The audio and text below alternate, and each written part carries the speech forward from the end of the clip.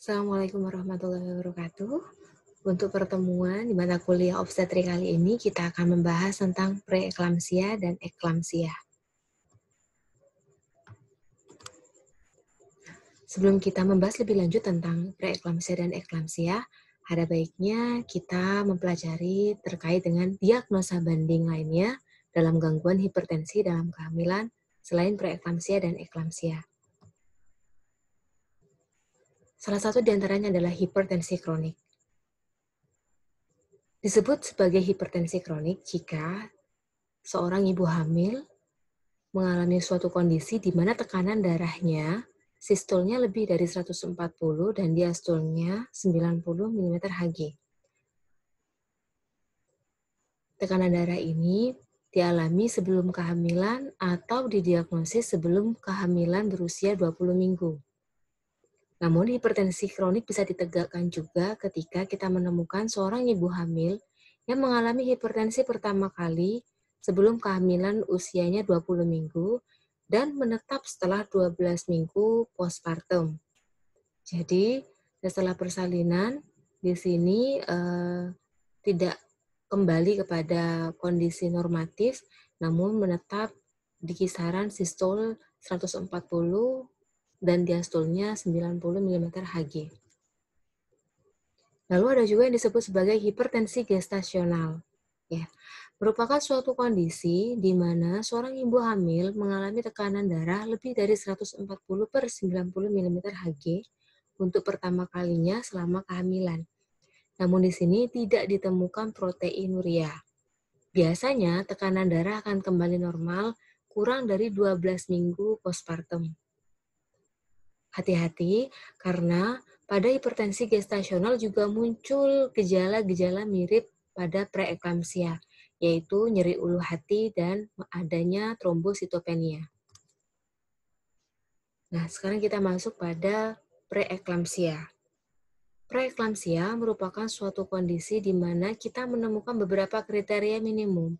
Yang pertama, ibu hamil memiliki tekanan darah lebih atau sama dengan 140/90 mm/Hg setelah masa gestasinya berusia 20 minggu atau lebih. Nah, di sini ada suatu yang perlu kita ketahui bersama bahwa tekanan darah 140/90 mm/Hg ini bukan sebagai patokannya. Nah, di sini masih ada kriteria lain, yaitu apabila kita menemukan peningkatan tekanan darah sistolik sebesar 30 mm/Hg atau peningkatan diastolik lebih dari 15 mm/Hg, ini juga dikategorikan sebagai gejala preeklamsia. Jadi tidak harus menunggu ada gejala tekanan darah ibu hamil di 140/90 mm/Hg. Contohnya, dalam kondisi normal, sebelum hamil atau pada kehamilan usia kurang dari 20 minggu, ibu memang terbiasa mengalami hipotensi dalam range 100 mm/Hg. Kemudian, mengalami peningkatan sistolik yaitu sebesar 30 mm/Hg. Sistoliknya menjadi 130. Walaupun tidak menunggu sampai tekanan darahnya 140, di tekanan darah sistolik 130 ini sudah dikategorikan sebagai gejala preeklamsia. Selain itu, untuk preeklamsia kita biasanya menemukan proteinuria lebih dari 300 mg per 24 jam. Atau kalau misalnya kita menggunakan PET dipstick, di sana tertera ada proteinuria positif 1. Patofisiologi preeklamsi berdasarkan perubahan endokrin dan metabolik.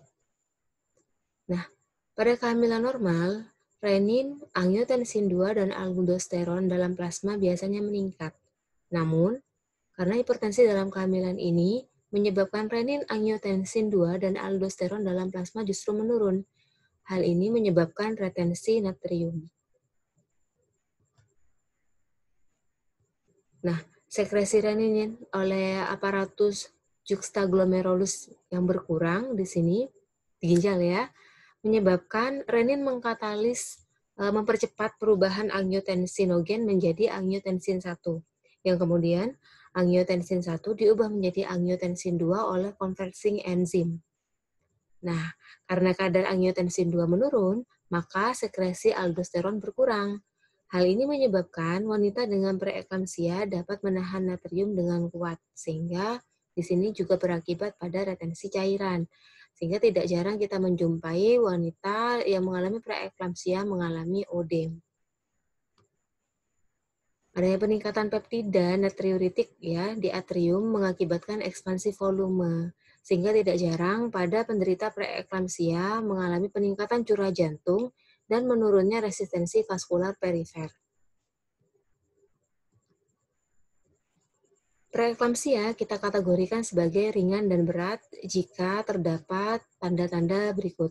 Ya, untuk preeklamsi ringan biasanya diastolnya masih di bawah 100 mm Hg, kemudian kita menemukan proteinuria yang masih samar atau paling tidak positif 1. Kemudian masih tidak ada nyeri kepala, masih tidak ada gangguan penglihatan, masih tidak ada nyeri ulu hati, masih tidak ada oligouria, tidak ada kejang, kreatinin serum masih normal, tidak ada trombositopenia, peningkatan enzim hati masih minimal, kemudian tidak ada hambatan pada pertumbuhan janin, dan tidak ada edem pada paru. Namun, pada kondisi preeklamsi berat, kita bisa menemukan tekanan darah diastolik sudah 110 mm atau lebih, 110 mm Hg atau lebih. Kemudian proteinuria kita sudah melihat ada peningkatan yaitu positif 2 persisten atau bahkan lebih. Ada nyeri kepala, pandangan sudah mulai kabur, kemudian sudah ada gejala nyeri ulu hati, ada oligouria, bahkan ada kejang, kemudian produksi kreatinin serum meningkat, ada trombositopenia, ada peningkatan enzim hati yang nyata, kemudian terdapat pertumbuhan janin yang terhambat, dan kadang-kala kita temukan edem pada paru. Faktor resiko preeklamsia yaitu yang pertama, paritas biasanya tinggi angka kejadian preeklamsi pada nulipara. Kemudian, sebuah studi menunjukkan bahwa preeklamsia banyak terjadi pada mereka yang kurang asupan kalsium.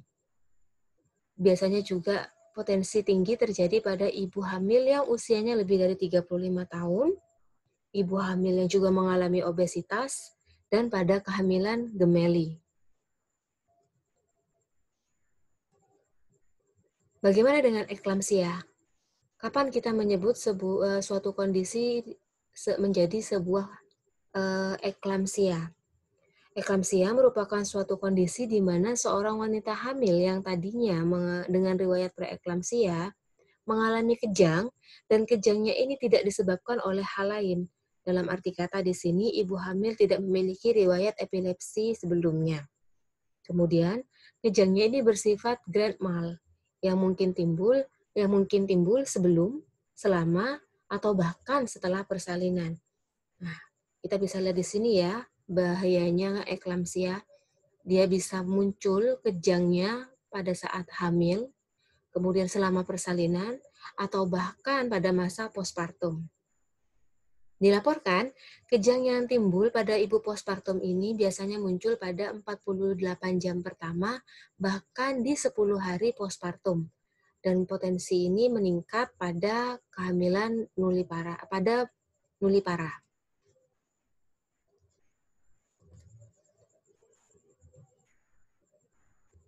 Kondisi yang dikhawatirkan jika seorang ibu hamil mengalami preeklamsia atau bahkan eklamsia yang tidak ditangani dengan tepat. Ya, kita mengenal sindroma HELP. Ya, sindroma HELP di sini merupakan suatu kondisi di mana kita menemukan adanya peningkatan enzim hati dan penurunan trombosit. Nah, gejala utamanya biasanya ada nyeri kuadran kanan atas yang parah di area hati. Kemudian, komplikasi lainnya menyebabkan gagal ginjal akut pada 2%, terjadi edema paru sebanyak 6%, dilaporkan ada hematom hepar pada subkapularis sebanyak 1%, dan bahkan mengakibatkan solusio plasenta pada 7% penderita preeklamsia dan eklamsia. Apakah tidak bisa dicegah? Ya. Walaupun tidak ada penelitian yang signifikan menunjukkan treatment beberapa manipulasi diet berikut ini, namun beberapa manipulasi diet ini bisa direkomendasikan untuk terapi pencegahan preeklamsia. Yang pertama adalah pembatasan garam. Ini dikaitkan dengan patofisiologi terkait dengan retensi natrium pada kehamilan. Pada ibu hamil yang mengalami preeklamsia maksud saya. Nah, di sini kemudian berdasarkan penelitian yang menemukan bahwa preeklamsia di sini resikonya lebih tinggi terjadi pada mereka yang kekurangan kalsium, maka diberikan suplemen kalsium dengan harapan bisa mengurangi potensi terjadinya preeklamsia. Kemudian Olsen dan kawan-kawan di tahun 2000 melakukan penelitian untuk memodifikasi prostaglandin dengan memberikan 4-9 kapsul minyak ikan per hari.